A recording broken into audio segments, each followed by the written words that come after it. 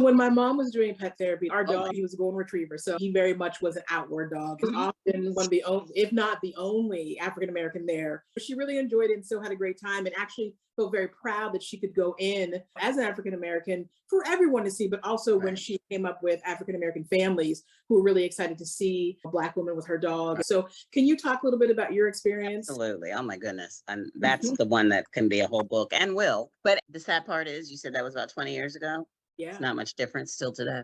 Yeah, I'm usually the only Black person at most things I go to that are Mm. dog related events. Now, I just went to a conference for my friends. We joke about it because I just went to a conference 2 weekends ago. Mhm. And as far as African Americans, maybe three. And this Mm. is like 700 people. There were other persons of color there, so at least that has grown. Yeah. There was more brown people, but Mhm. they weren't African Americans. Okay. When I go to dog shows, still there's more than that used to be.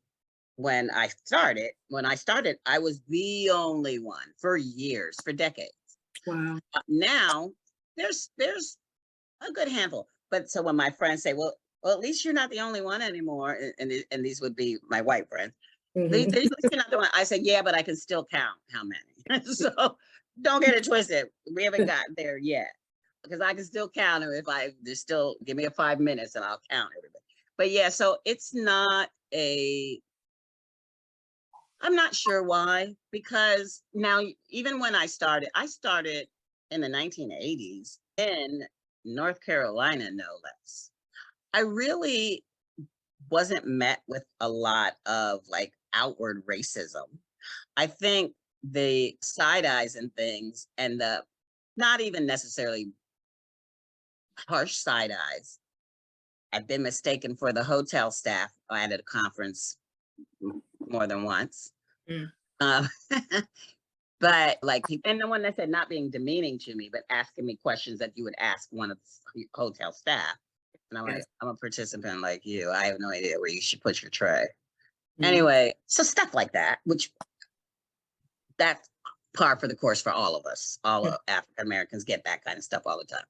Mm. So, but I really don't remember any outward racism where people just being mean to me or saying any racist things to my face, at least. Mhm. I had the invisibility that we have.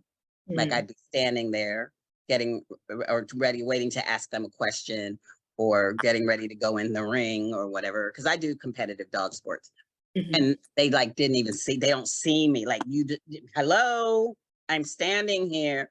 But again, that's par for the course.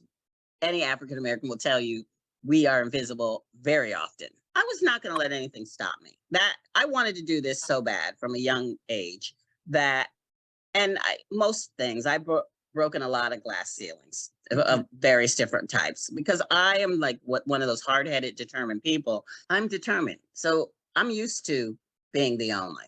Mm. Whatever, I'm going to do it. Yeah. So I don't let it stop me. This is not to say that the changes don't need to be made. They do. People need to feel more welcome. I want people who are interested in dog training to see this. I Yeah. want them to see this Yes. because every time they see this, then it becomes a possibility for them to do it. Mhm. Now, and then also, more importantly, I'm also in a realm of dog training that you are also even less likely to see that people that look like me Mm. because I do rewards based positive reinforcement. Some people call it force free. I don't like that term. But anyway, there's various different names for it where Okay. I'm using modern dog training methods, which is getting cooperation from dogs as opposed to coercion. And Mm. just a different philosophy and technique.